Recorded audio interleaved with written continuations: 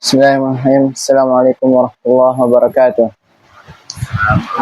Alhamdulillah nahmaduhu wa nasta'inuhu wa nastaghfiruh wa na'udzu billahi min syururi anfusina wa min sayyiati a'malina. May yahdihillahu fala mudilla lahu wa may yudlil fala hadiya lahu. Asyhadu an la ilaha illallah wahdahu la syarika lahu wa asyhadu anna Muhammadan 'abduhu wa rasuluh. La nabiyya wa la rasulahu ba'da amma ba'd.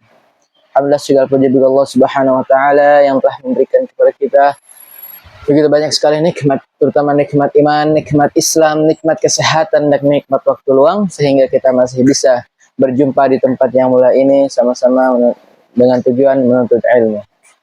Salam serta salam, tak lupa pertama-tama yang saya hormati Ustaz Halub, semoga Allah Subhanahu wa taala memberikan kesehatan jasmani dan rohani kepada beliau. Amin amin ya rabbal alamin. Kemudian marilah kita buka acara ini dengan membaca basmalah. Bismillahirrahmanirrahim. Kemudian acara yang kedua, marilah kita mendengarkan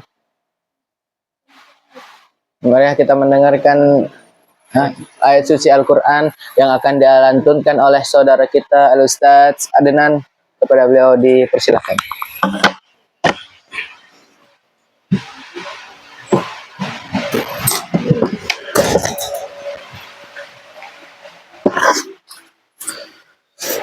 أعوذ بالله من الشيطان الرجيم بسم الله الرحمن الرحيم الحمد لله الذي أنزل على عبده الكتاب ولم يجعل له عوجا قيما لينذر بأسا شديدا من لدنه ويبشر المؤمنين الذين يعملون الصالحات أن لهم أجرا حسنا ماكثين فيه أبدا وينظر الذين قالوا اتخذ الله ولدا ما لهم به من علم ولا لآبائهم كبرت كلمة تخرج من أفواههم إن يقولون إلا كذبا فلعلك باخع نفسك على آثارهم إن لم يؤمنوا بهذا الحديث أسفا إنا جعلنا ما على الأرض زينة لها لنبلوهم أيهم أحسن عملا وإنا لجاعلون ما عليها صعيدا جرزا أم حسبت أن أصحاب الكهف والرقيم كانوا من آياتنا عجبا إذ أوى الفتية إلى الكهف فقالوا ربنا آتنا من لدنك رحمة وهيئ لنا من أمرنا رشدا صدق الله العظيم.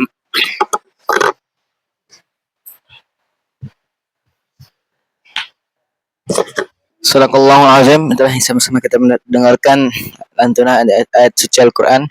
Semoga apa yang kita dengarkan dan apa yang kita baca bisa mendapatkan rahmat ilahi. Amin amin ya rabbal alamin.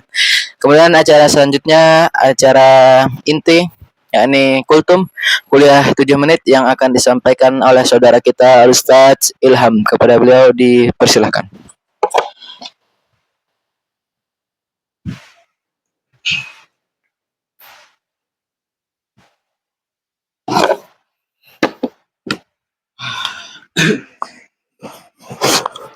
Bismillahirrahmanirrahim. Assalamualaikum warahmatullahi wabarakatuh.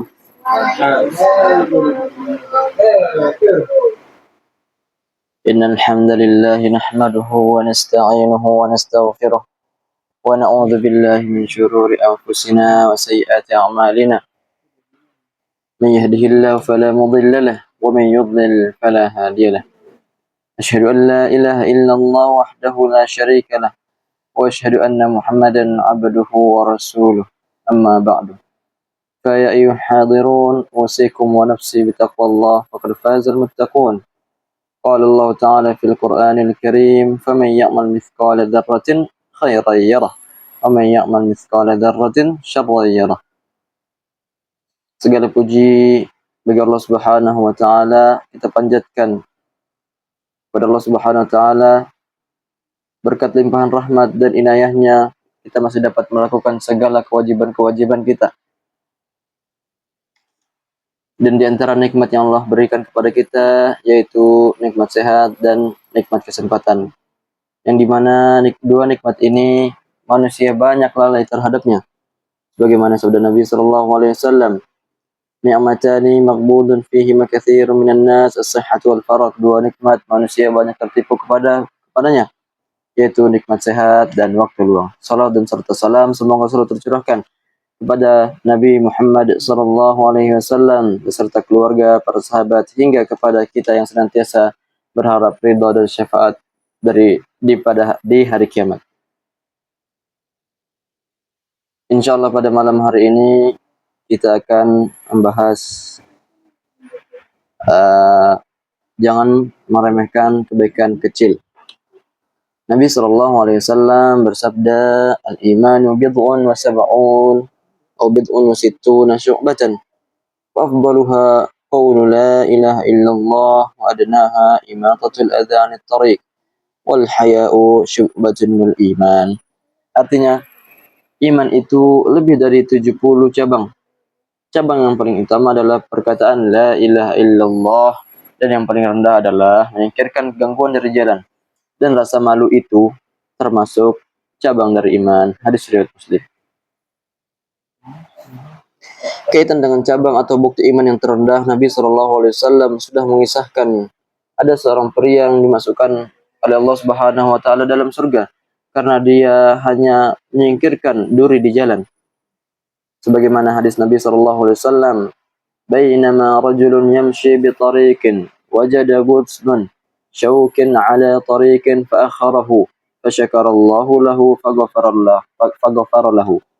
Artinya, saat seorang pria sedang berjalan, tiba-tiba ia mendapati sebuah dahan duri yang menghalangi jalan.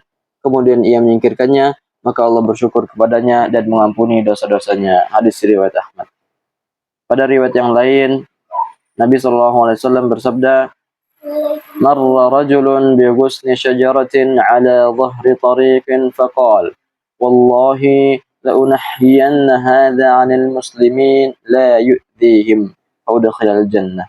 Artinya, dikisahkan ada seorang pria melewati dahan sebuah pohon di badan jalan. Ia lantas berkata, "Demi Allah, aku akan menyingkirkan dahan ini agar tidak menghalangi kaum muslimin." Berkat amal itu, ia dimasukkan ke dalam surga. Hadis riwayat Muslim.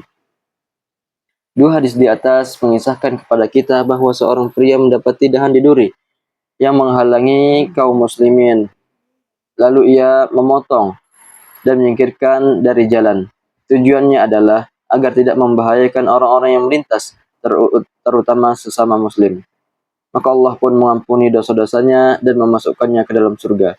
Berkat amalnya itu Rasulullah melihat sedang kenikmatan di dalam surga. Melihatnya sedang menikmati kenikmatan di surga. Di sisi lain, beliau juga memperingatkan kepada kita jangan pernah mengganggu, apalagi mencelakai sesama muslim. Sebagaimana yang terungkap dari hadis Nabi SAW, "Man darra darallahu bihi wa man syaqqa syaqqallahu alaihi." Artinya, siapa saja yang membahayakan orang lain, maka Allah akan menimpakan bahaya kepadanya. Siapa saja yang menyusahkan orang lain, maka Allah akan menimpakan kesusahan kepadanya. Hadis riwayat Abu Dawud. Dan masih banyak kisah dan riwayat serupa yang membicara soal ini. Seperti kisah dialami sahabat Umar bin Khattab yang meraih ridha Allah karena melepaskan burung dari tangan anak-anak. Kemudian ada kisah seorang wanita yang berhasil mendapatkan ampunan dari Allah Subhanahu wa taala karena amalnya, yakni memberikan kucing yang tengah kehausan. Intinya, semua menunjukkan betapa mulianya kaum muslimin yang mengamalkan dan menjunjung tinggi nilai kebaikan-kebaikan yang didasari keimanan kepada Allah Subhanahu wa taala. Sehingga sudah sepantasnya kita selalu menebar kebaikan walaupun itu kecil. Ingatlah Al-Zalzalah ayat 7 dan 8. "Faman ya'mal mithqala dzarratin khairan yarah, wa man ya'mal mithqala dzarratin syarran yarah." Dua faedah kultum malam hari ini. Yang pertama, bagian atau bukti tertinggi keimanan adalah mengikrarkan kalimat la ilaha illallah, sedangkan yang paling rendah adalah menyingkirkan duri dan gangguan di jalan. Dua, betapa besarnya keutamaan amal baik walaupun hanya menyingkirkan sebuah duri di jalan. Ketiga, betapa luasnya rahmat Allah Subhanahu wa taala kepada orang-orang muslimin dan mukminin.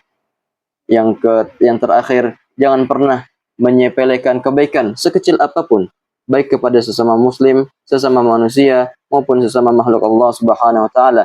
Sebab Allah tidak melihat kecilnya, kecil amalan tersebut, akan tetapi keimanan yang ada di dalam hatinya, itulah yang Allah nilai.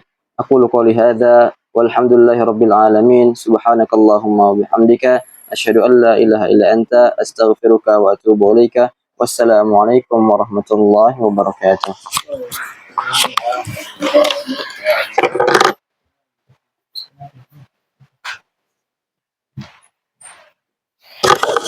Waalaikumsalam warahmatullahi wabarakatuh. Itulah yang sama-sama kita dengarkan tausiah yang disampaikan oleh saudara kita. Semoga apa yang kita telah dengarkan bisa kita implementasikan ke kehidupan kita masing-masing. Baiklah, untuk mempersingkat waktu, marilah kita tutup kultum hari ini dengan membaca alhamdulillah dan kafaratul majelis. Alhamdulillahirabbil alamin. Subhanakallahumma wa bihamdika asyhadu an la ilaha illa anta astaghfiruka wa atubu ilaik. Assalamualaikum warahmatullahi wabarakatuh.